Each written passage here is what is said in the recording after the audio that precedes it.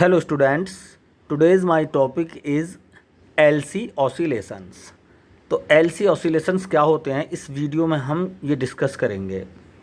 ठीक है, देखो जब कोई कैपेसिटर और इंडक्टर कोइल किसी सर्किट में एक सीरीज़ में कनेक्ट होते हैं तो हम उस सर्किट को बोलते हैं LC सर्किट।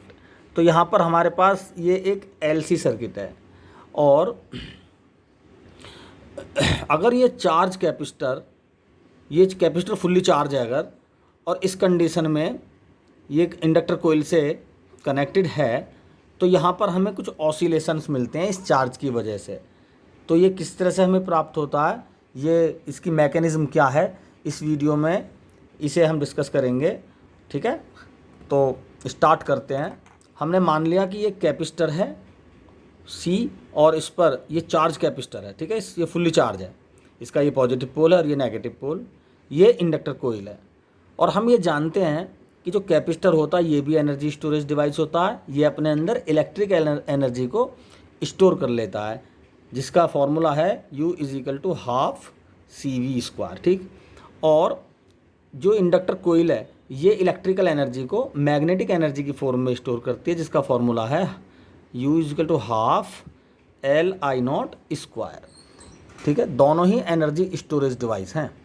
तो जैसे ही यहाँ से पॉजिटिव पोल से करंट स्टार्ट होगा और ये कोइल में को पास होगा तो ये जो कोइल है चूँकि एक सोलेनॉइड की तरह है तो एक मैग्नेट की तरह बिहेव करे, क्योंकि मैग्नेटिक जैसे ही करंट इसमें को पास होगा तो इसमें मैग्नेटिक इफेक्ट ऑफ करंट की वजह से यहाँ पर मैग्नेटिक लाइन जनरेट होंगी, मैग्नेटिक फील्ड प्रोड्यूस हो जाएगा यहाँ पर, जिसकी डायरेक्शन कुछ इस तरह से होगी। ठीक है, इस तरह से हम जानते हैं ये बेसिक प्रॉपर्टी है मैग्नेटिक फील्ड की। जो मैग्नेटिक लाइंस होती हैं वो अपना एक लूप क्रिएट करती हैं, तो ये भी लाइंस इस तरह से अपना लूप क्रिएट करेंगी इसमें। तो हमने इस पर डायरेक्शन बताई है कि मैग्नेटिक फील्ड की डायरेक्शन क्या होगी, और ये पूरा का पूरा करंट क्या होगा, पास होगा थोड़ा, क्योंकि देखो ये जो करंट आ रहा है इधर से आई करंट हमने मान लिया कि ये करंट जो ये कोइल है इसने इस करंट को मैग्नेटिक एनर्जी में चेंज कर दिया। ठीक है, और वो एनर्जी ½ LI0² है। इस परिस्थिति में, इस कंडीशन में कुछ करंट का कुछ पार्ट आगे को भी निकल गया होगा। ठीक है, बहुत सा पार्ट इस करंट का, इस एनर्जी का, इलेक्ट्रिकल एनर्जी का मैग्नेटिक एनर्जी में चेंज हो गया, मैग्नेटिक फ्लक्स में चेंज हो गया। इसका थोड़ा बहुत पार्ट बाहर को भी, आगे की तरफ को भी गया होगा। ठीक है, तो स्टार्टिंग में जब हमने सर्किट को ऑन किया तो करंट स्टार्ट हुई, साथ के साथ ही मैग्नेटिक फील्ड भी बना।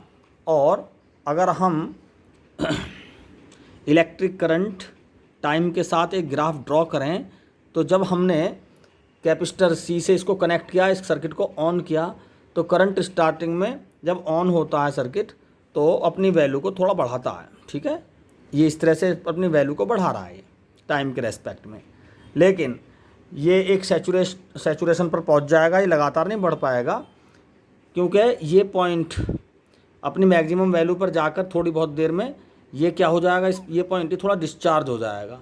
और जैसे ही ये पोल डिस्चार्ज होगा तो करंट की वैल्यू कम होगी इस कंडीशन में, और जैसे ही करंट की वैल्यू कम होगी तो मैग्नेटिक फील्ड की वैल्यू भी, यहाँ पर जो प्रोड्यूस हो रहा है इसकी वैल्यू भी कम होगी।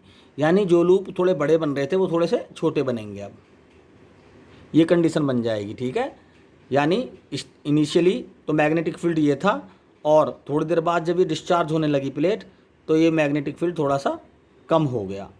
ठीक है, तो मैग्नेटिक फील्ड चेंज हो गया। जैसे ही मैग्नेटिक फील्ड में चेंजिंग स्टार्ट होगी तो यहाँ पर इलेक्ट्रोमैग्नेटिक इंडक्शन हो जाएगा, और मैग्नेटिक फील्ड के चेंज के अपोजिट एक करंट इंड्यूस हो जाएगा। तो देखें ज़रा, स्टार्टिंग में मैग्नेटिक फील्ड ये था, थोड़ी देर में जब ये प्लेट डिस्चार्ज हुई, करंट की वैल्यू कम हुई, तो ये फील्ड इलेक्ट्रिक लाइन जो स्टार्टिंग बहुत लंबी थी वो थोड़ी छोटी हो गई, यानी बैक डायरेक्शन में क्या हो गया, फ्लक्स का चेंज हो गया। ठीक है, तो इसके अपोजिट डायरेक्शन में करंट का इंडक्शन हो जाएगा ऐसे, यानी जो करंट इस डायरेक्शन में चल रहा था वो ऑलरेडी इसी डायरेक्शन में बना रहेगा। ठीक है, अब ये करंट इंड्यूस करंट इस डायरेक्शन में जाएगा। ठीक है, ऐसे। तो लेकिन प्रोसेस क्या है, धीरे धीरे ये डिस्चार्ज होता ही रहेगा, मैग्नेटिक फील्ड पीछे को चलता रहेगा, चेंज होता रहेगा, कम होता रहेगा, और इसके अपोजिट करंट इंड्यूस होता रहेगा और वो इस डायरेक्शन में जाता रहेगा। तो ऐसी स्थिति में देखते हैं कि जब ये प्लेट लगातार डिस्चार्ज हो रही है तो ये करंट की वैल्यू लगातार घटती चली जाएगी और ये लूप अपने मैक्सिमम पर जाकर ये कर्व ये क्या हो जाएगा, इसका डिक्रीज होते होते जीरो हो जाएगी करंट। ठीक है, ये हाफ साइकिल पूरी हुई। तो यहाँ पर क्या हुआ कि ये जो प्लेट है ये जीरो हो गई है, मतलब पूर्ण रूप से डिस्चार्ज हो गई है और ये करंट शून्य हो गया, जीरो हो गया। ठीक है, तो ये ग्राफ यही शो कर रहा है, इस पॉइंट पे ये करंट की वैल्यू क्या हो गई है, जीरो हो गई है। और इस स्थिति में जो भी एनर्जी इस कोयल ने स्टोर की थी और जैसे ही फ्लक्स में चेंज हुआ तो वो इंडक्शन करंट बन गया और आगे की तरफ को करंट, इंड्यूस करंट आगे की तरफ को चला, इस प्लेट पर पहुंच गया। तो हम देखते हैं दूसरी स्थिति में ये जो प्लेट है जो नेगेटिव शो हो रही है ये हो जाएगी पॉजिटिव और दूसरी वाली प्लेट हो जाएगी नेगेटिव। ठीक है, अब यही प्रोसेस इस वाले सर्किट में चलेगा, यानी करंट ऐसे स्टार्ट होगा अपोजिट डायरेक्शन में और जैसे इस कोयल में को जाएगा तो ये मैग्नेटिक एनर्जी में चेंज हो जाएगी, यानी मैग्नेटिक फील्ड क्रिएट कर देगा ये। ठीक है, ये जो कोयल है या सोलेनॉइड बोल सकते हैं, ये इस करंट को मैग्नेटिक फील्ड में चेंज कर देगा और अपोजिट डायरेक्शन में करंट का फ्लो स्टार्ट हो जाएगा। तो हम इस क्रम में साथ के साथ अपोजिट डायरेक्शन में क्या करेंगे, करंट का फ्लो स्टार्ट करेंगे।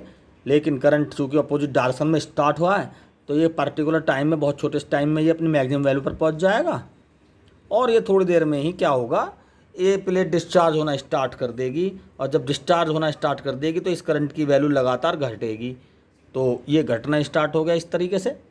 ठीक है, लगातार ये अपोजिट डायरेक्शन में जो करंट चला है ये भी घटना स्टार्ट होगा। क्यों? क्योंकि प्लेट लगातार डिस्चार्ज हो रही है ये प्लेट, और जब डिस्चार्ज होगी तो ये जो फील्ड लाइंस हैं, पहले तो करंट ज़्यादा था तो मैग्नेटिक फील्ड भी ज़्यादा था, लेकिन अब करंट कम है तो मैग्नेटिक फील्ड भी छोटा हो गया, कुछ इस तरह से। ठीक है, तो पहले मैग्नेटिक फील्ड ये लाइन शो कर रही थी, अब ये लो शो कर रही है। तो मैग्नेटिक फील्ड में अपोजिट डायरेक्शन में चेंज हो गया। तो जब मैग्नेटिक फील्ड में अपोजिट डायरेक्शन में चेंज हो रहा है तो electromagnetic induction take place opposite direction में, मैग्नेटिक फील्ड के चेंज के अपोजिट डायरेक्शन में करंट का इंडक्शन हो जाएगा। ठीक है, इस तरह से इस डायरेक्शन में करंट का इंडक्शन हो जाएगा और जो करंट पीछे से आ रही है और यहाँ पर ब्लॉक हो गई थी, मैग्नेटिक एनर्जी की फॉर्म में चेंज हो गई थी, तो अब वो करंट, वो मैग्नेटिक एनर्जी चेंज होने की वजह से दोबारा करंट इंड्यूस कर रही है और वो करंट इस डायरेक्शन में इस पोल पर जाने लगा। ठीक है, तो धीरे धीरे यहाँ से ये लगातार डिस्चार्ज हो ही रही है ये प्लेट और ये करंट जो चल रहा है अपोजिट डायरेक्शन में ये अपनी वैल्यू को लगातार डिक्रीज़ कर रहा है।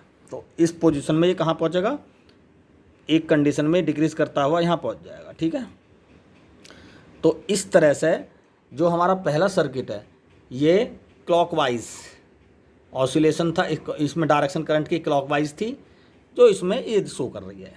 ठीक है, इस ओ से लेके ए पॉइंट तक क्लॉकवाइज पहला सर्किट शो कर रहा है ये। अब दूसरे सर्किट में जब पोलरिटी चेंज हो गई तो अपोजिट डायरेक्शन में यानी एंटी क्लॉकवाइज डायरेक्शन में करंट कैरी हो रहा है सर्किट में, लेकिन वही प्रोसेस था सेम। जो करंट पॉजिटिव प्लेट से स्टार्ट हुआ वो यहाँ पर मैग्नेटिक एनर्जी की फॉर्म में चेंज हो गया और जैसे ही यहाँ पर डिस्चार्जिंग शुरू हुई तो मैग्नेटिक एनर्जी में चेंज हुआ, उसके अपोजिट करंट इंड्यूस हो गया। ठीक है, मैग्नेटिक एनर्जी लगातार डिक्रीज हो रही है तो वो किस में चेंज हो गई, करंट में, यानी इंड्यूस्ड करंट में, जिसकी डायरेक्शन ओरिजिनल डायरेक्शन में ही है। ठीक है, यानी मैग्नेटिक फील्ड अपोजिट डायरेक्शन में, इस डायरेक्शन में है जो डिक्रीज हो रहा है, उसके अपोजिट डायरेक्शन में करंट इंड्यूस हो गया। ठीक, तो इस स्थिति में ये जब जीरो हो गया, यहाँ पर पूरी तरह से ये प्लेट डिस्चार्ज हो गई तो ये क्या हो जाता, यहाँ पर इस कंडीशन में करंट जीरो हो जाता अगेन यहाँ पर, और फिर दोबारा कर ये प्लेट पॉजिटिवली चार्ज हो जाती है और ये नेगेटिवली चार्ज हो जाती है। इस तरह से ये पॉजिटिवली चार्ज, ये नेगेटिवली चार्ज। तो जैसे फर्स्ट कंडीशन में ऑसिलेशन थे क्लॉकवाइज, तो यहाँ पर भी क्या हो जाएगा, क्लॉकवाइज ऑसिलेशन हमें उसी तरह से मिल जाएगा, लेकिन इस कंडीशन में जो होगा वो एम्पलीट्यूड थोड़ा सा डैम्प्ड हो जाएगा, डिक्रीज़ हो जाएगा, और ये ऑसिलेशन, ठीक है, लगातार कम होता चला जाएगा इनका एम्पलीट्यूड।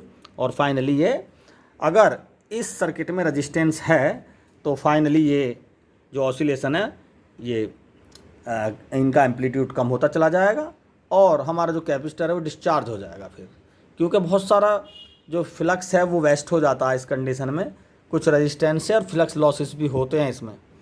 मैक्सिमम जो इनफाइनाइट लॉन्ग टाइम तक अगर ऑसिलेशन हमें चाहिए तो यहाँ पर रेजिस्टेंस भी जीरो करना होगा, और जो हर तरह का यहाँ पर फ्लक्स वेस्ट है, वेस्टेज ऑफ फ्लक्स, वो भी हमें रिमूव करना होगा। और एक्सएल यानी रिएक्टेंट जो होता है कोइल का, वो कैपेसिटर के रिएक्टेंट के बराबर होना चाहिए। ये भी कंडीशन यहाँ पर हमारे यहाँ लगेगी। तो जब एक्सएल और एक्ससी ये पता है हमें एलसी ऑसिलेशंस में या एलसी रेजोनेंस कंडीशन में हमें पता है, एक्सएल और एक्ससी जब बराबर होते हैं तो जो रेजोनेंस फ्रिक्वेंसी निकल के आती है वो ये आती है, FR is equal to 1/2π/LC।